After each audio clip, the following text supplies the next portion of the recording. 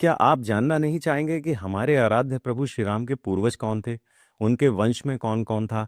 यह इक्ष्वाकु कुल कहाँ से शुरू हुआ? आइए, वाल्मीकि रामायण के बाल कांड के 70वें चैप्टर में लिखित प्रभु श्री राम की पूरी वंशावली का परिचय आपसे बताता हूँ। जब दशरथ जी पूरी बारात के साथ जनकपुरी पहुंच गए, तब जनक जी ने अपने बड़े भाई, जिनका नाम कुशध्वज था, जो सांकाश्य नगर के राजा थे, को जनकपुरी बुलाया। उनके आने पर उन्होंने दशरथ जी और उनके साथ आए हुए सारे ब्रह्मऋषियों को अपनी सभा में बुलाया।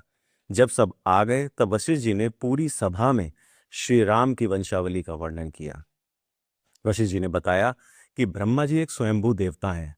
उनसे मरीचि की उत्पत्ति हुई। मरीचि के पुत्र कश्यप, कश्यप से विवस्वान और विवस्वान से मनु हुए। मनु के इक्ष्वाकु नाम का पुत्र हुआ और यही इक्ष्वाकु कुल की शुरुआत थी और यह अयोध्या के पहले राजा थे। इक्ष्वाकु के पुत्र कुक्षी, कुक्षी के पुत्र विकुक्षी, विकुक्षी के पुत्र बाण, बाण के पुत्र अनरण्य, अनरण्य से प्रथु, प्रथु से त्रिशंकु का जन्म हुआ। त्रिशंकु से धुंधुमार, इनसे उवनाश, उवनाशों से मानधाता का जन्म हुआ।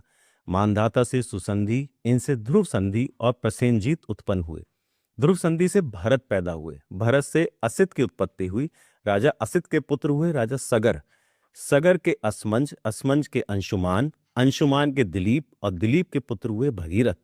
भगीरथ के कुकुत्स, कुकुत्स के रघु और रघु के पुत्र हुए प्रवर्ध, प्रवर्त के शंखन, शंखन के सुदर्शन और सुदर्शन से अग्निवर्ण हुए।